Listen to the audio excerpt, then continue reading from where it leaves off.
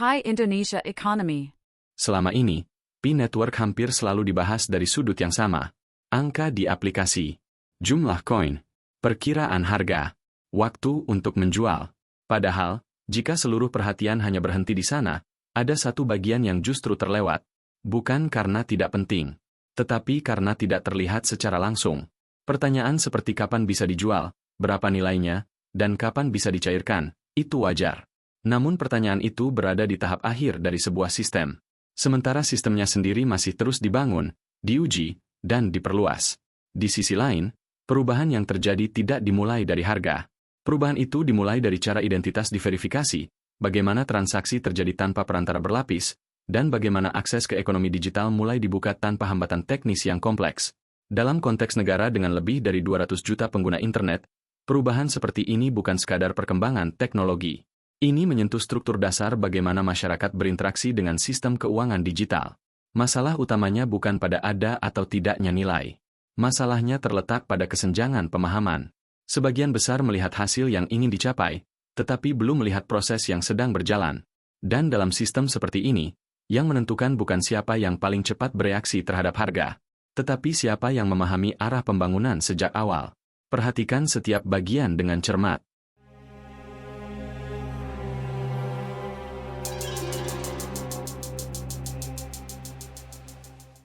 Konteks ekonomi digital Indonesia.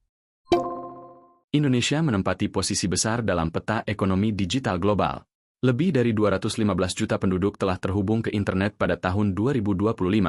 Skala ini menempatkan Indonesia sebagai salah satu pasar digital terbesar di Asia. Namun ukuran pasar tidak selalu mencerminkan kekuatan struktur. Pertumbuhan pengguna tidak otomatis berarti sistemnya sudah matang.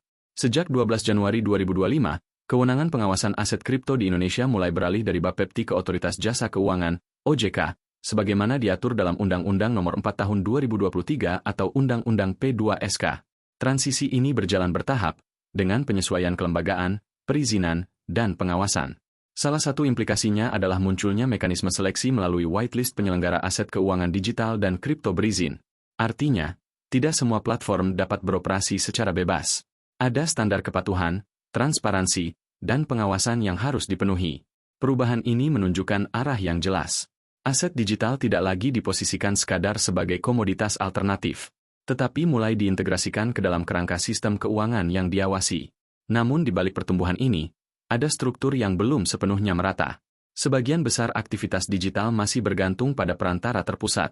Akses terhadap layanan keuangan modern masih lebih kuat di wilayah tertentu. Biaya lintas platform belum sepenuhnya efisien. Dan proses verifikasi identitas digital masih menjadi tantangan bagi sebagian masyarakat. Masalah utamanya bukan pada jumlah pengguna. Masalahnya terletak pada bagaimana infrastruktur itu didistribusikan, diverifikasi, dan diakses secara merata. Di konteks inilah pendekatan baru mulai relevan untuk diperhatikan. Bukan sebagai pengganti sistem yang ada, tetapi sebagai alternatif model yang mencoba menjawab keterbatasan tersebut. Pi Network dibangun dengan pendekatan yang berbeda. Tanpa biaya awal untuk bergabung, tanpa kebutuhan perangkat khusus, dan dengan upaya menyederhanakan akses ke dalam sistem. Pada 20 Februari 2025, Pi Network memasuki fase Open Network. Fase ini menandai bahwa jaringan tidak lagi terbatas pada lingkungan tertutup, melainkan mulai terhubung dengan ekosistem yang lebih luas. Dalam skala global, jaringan ini berkembang lintas negara, dan Indonesia menjadi salah satu bagian di dalamnya. Fondasi Pi Network per 2026.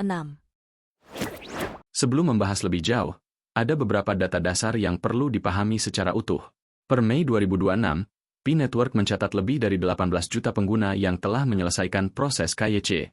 Proses ini dilakukan melalui verifikasi berbasis manusia, dengan mekanisme validasi berlapis. Jaringan ini tersebar di lebih dari 200 negara. Dari jumlah tersebut, sekitar 15,8 juta pioner telah menyelesaikan migrasi ke Mainnet. Selain itu, sejak Pi Day 2026 pada 14 Maret, lebih dari 119.000 pioner telah menyelesaikan tahap migrasi kedua, yang mencakup komponen tambahan seperti bonus referral yang tervalidasi. Data ini menunjukkan satu hal yang spesifik. Jaringan sudah berjalan, namun tetap berada dalam fase pengembangan yang berkelanjutan. Pada 1 Mei 2026, pembaruan protokol 22 telah diterapkan di Mainnet. Selanjutnya, Protokol 23 dijadwalkan dengan batas waktu 15 Mei 2026 bagi operator node untuk melakukan pembaruan sistem. Dalam sistem blockchain, pembaruan protokol bukan sekadar teknis. Ini mencerminkan bahwa jaringan terus dikembangkan, diperbaiki, dan disesuaikan dengan kebutuhan operasional. Selanjutnya adalah bagian yang sering menimbulkan kesalahpahaman, tokenomics. Maksimum supply Pi ditetapkan sebesar 100 miliar. Distribusinya dibagi ke dalam beberapa komponen utama. Sebagian besar dialokasikan untuk komunitas melalui mekanisme mining. Sebagian untuk core team dengan periode vesting jangka panjang. Sisanya untuk cadangan yayasan dan likuiditas ekosistem. Namun ada satu hal yang perlu dipahami dengan jelas. Jumlah maksimum tidak sama dengan jumlah yang beredar. Ketersediaan Pi dalam jaringan bergantung pada proses migrasi ke mainnet. Artinya, hanya Pi yang telah dimigrasikan yang dapat digunakan dalam ekosistem mainnet. Karena itu, pembahasan mengenai supply perlu dilihat dalam konteks distribusi aktual, bukan hanya angka maksimum. Selain fondasi jaringan dan tokenomics, ada pengembangan infrastruktur yang mulai diperkenalkan. Pada Pi Day 2026, salah satu inisiatif yang diperkenalkan adalah Pi Launchpad. Platform ini dirancang sebagai sarana bagi proyek dalam ekosistem Pi untuk menerbitkan token. Versi awalnya telah diuji di testnet. Pendekatan yang digunakan menekankan pada keterkaitan antara token dan penggunaan nyata. Proyek yang ingin berpartisipasi diharapkan sudah memiliki aplikasi yang berfungsi. Mekanisme yang digunakan juga mengarah pada penguatan likuiditas di dalam ekosistem, bukan sekadar pengumpulan dana. Selain itu, terdapat Pi App Studio, sebuah alat yang memungkinkan pembuatan aplikasi di dalam ekosistem Pi dengan pendekatan yang lebih sederhana. Tujuannya adalah menurunkan hambatan masuk bagi pengembang, termasuk bagi mereka yang tidak memiliki latar belakang teknis mendalam. Aplikasi yang dibangun dapat terhubung dengan sistem pembayaran berbasis Pi, dan akses untuk memulai tidak bergantung pada kepemilikan modal dalam jumlah besar. Jika dilihat secara keseluruhan, arah pengembangan ini menunjukkan satu pola. Fokus tidak hanya pada aset, tetapi pada pembangunan ekosistem yang dapat digunakan. Sebuah sistem yang tidak hanya bergantung pada kepemilikan token, melainkan pada bagaimana token tersebut digunakan dalam aktivitas nyata di dalam jaringan. Regulasi Indonesia dan posisi Pi. Bagian ini sering dilewati, padahal justru menentukan bagaimana sebuah aset digital dapat digunakan secara sah di dunia nyata. Sejak berlakunya Undang-Undang Nomor 4 Tahun 2023 atau Undang-Undang P2SK, kerangka pengawasan aset kripto di Indonesia mulai mengalami perubahan. Peralihan ini tidak terjadi dalam satu langkah. Terdapat proses transisi yang mencakup penyesuaian regulasi, perizinan, serta mekanisme pengawasan yang lebih terintegrasi dengan sistem keuangan nasional. Dalam kerangka ini, penyelenggara perdagangan aset kripto diwajibkan memenuhi standar tertentu untuk dapat beroperasi secara legal. Salah satunya melalui mekanisme whitelist, yaitu daftar entitas yang telah memenuhi persyaratan yang ditetapkan oleh regulator. Artinya, aktivitas perdagangan aset kripto di Indonesia tidak bersifat bebas tanpa batas. Ada proses seleksi, pengawasan, dan kepatuhan yang harus dijalankan. Selanjutnya adalah aspek perpajakan. Melalui PMK Nomor 50 Tahun 2025, transaksi aset kripto di platform domestik dikenakan pajak dengan tarif tertentu yang merupakan kombinasi dari pajak penghasilan dan pajak pertambahan nilai. Penerapan pajak ini menunjukkan bahwa aktivitas terkait aset kripto telah masuk dalam kerangka administrasi negara. Namun, keberadaan pajak tidak secara otomatis mencerminkan status atau kelayakan suatu aset untuk diperdagangkan di semua kondisi. Penilaian tersebut tetap bergantung pada ketentuan dan persetujuan regulator. Dalam konteks ini, posisi setiap aset digital perlu dilihat secara spesifik, termasuk Pi Network. Pi Network telah menerbitkan dokumen yang mengacu pada kerangka MiCA pada November 2025. MiCA merupakan regulasi aset kripto yang berlaku di Uni Eropa dan sering dijadikan referensi dalam pembahasan standar kepatuhan global. Penerbitan dokumen tersebut menunjukkan upaya untuk menyelaraskan pengembangan jaringan dengan prinsip-prinsip regulasi yang lebih luas. Namun, dokumen tersebut bukan merupakan bentuk persetujuan atau izin operasional di yurisdiksi tertentu. Selain itu, Pi Network mengimplementasikan proses KYC dalam sistemnya. Verifikasi identitas ini sejalan dengan prinsip umum seperti anti-money laundering dan pemberantasan pendanaan terorisme, yang juga menjadi bagian dari standar dalam regulasi keuangan.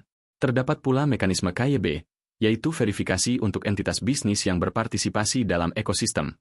Melalui proses ini, identitas pelaku usaha dapat ditelusuri dengan lebih jelas dalam konteks penggunaan jaringan.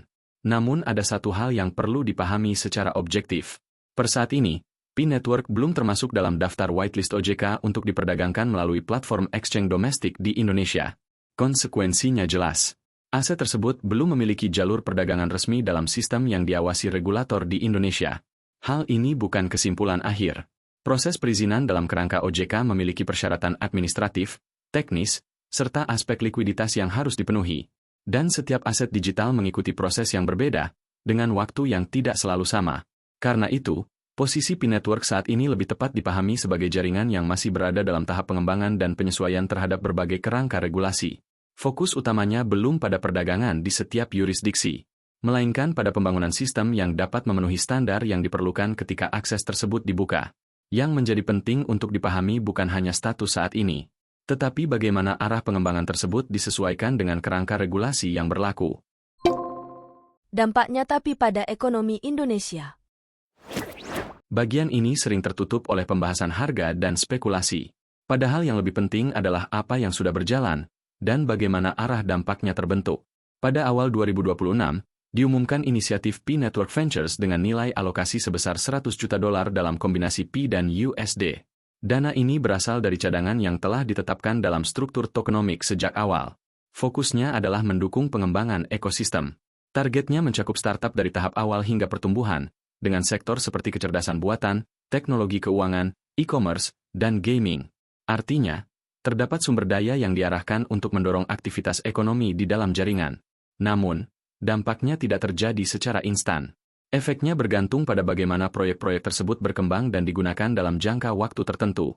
Dalam konteks Indonesia, peluangnya bersifat terbuka, tetapi tidak otomatis. Startup yang memilih membangun di dalam ekosistem Pi berpotensi mengakses jaringan pengguna global yang telah terverifikasi. Namun, pemanfaatan peluang tersebut tetap bergantung pada kualitas produk, eksekusi, dan relevansi pasar. Selanjutnya adalah aspek infrastruktur teknis. P-Node pada dasarnya berfungsi untuk mendukung operasional jaringan. Namun, terdapat pengujian awal yang menunjukkan kemungkinan pemanfaatan lebih lanjut. Pada 2026, sebuah proof of concept dilakukan dengan melibatkan jaringan node Pi untuk tugas komputasi tertentu, seperti pengenalan gambar. Sejumlah node berpartisipasi dalam pengujian tersebut dan menghasilkan output yang dapat divalidasi.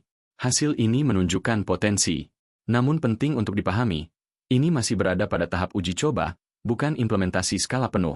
Dengan jumlah node yang besar dan tersebar secara global, terdapat kemungkinan pemanfaatan kapasitas komputasi terdistribusi. Tetapi realisasi manfaat ekonominya tetap bergantung pada pengembangan lanjutan dan kebutuhan nyata dari ekosistem.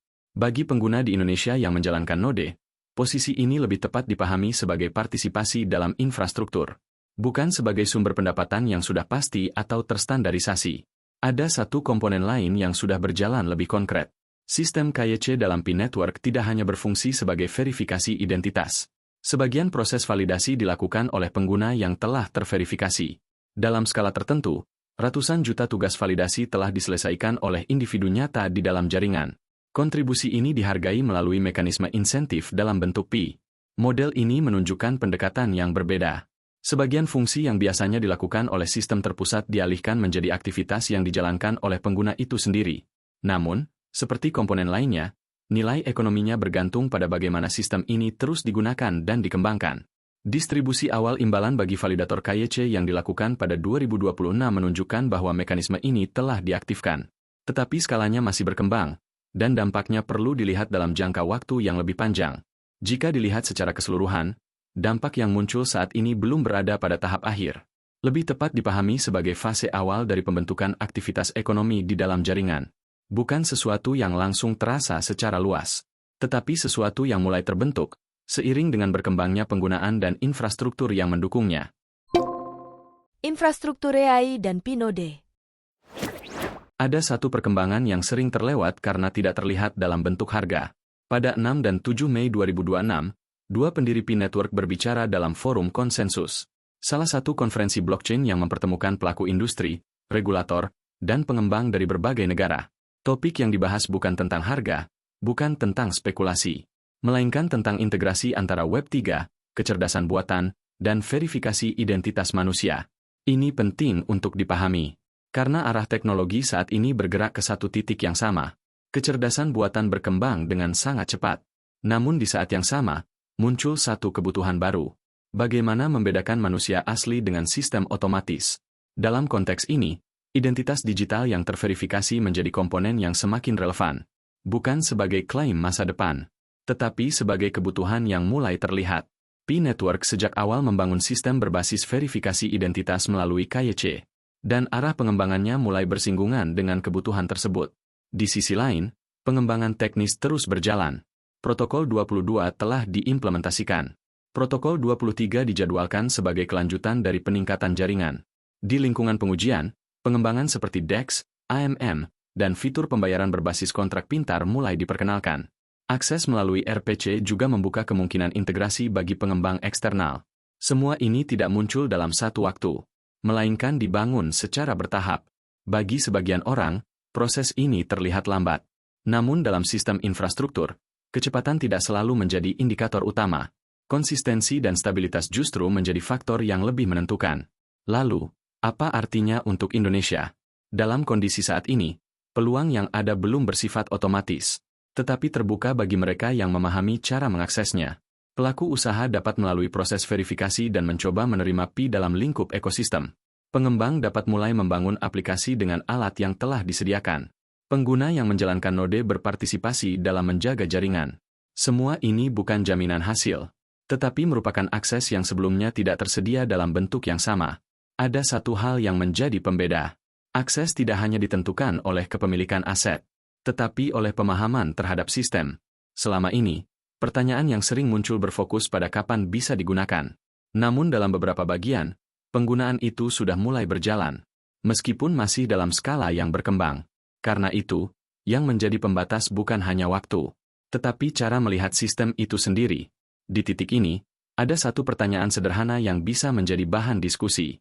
Apakah Anda melihat P-Network sebagai aset yang menunggu nilai, atau sebagai sistem yang sedang membangun fungsi?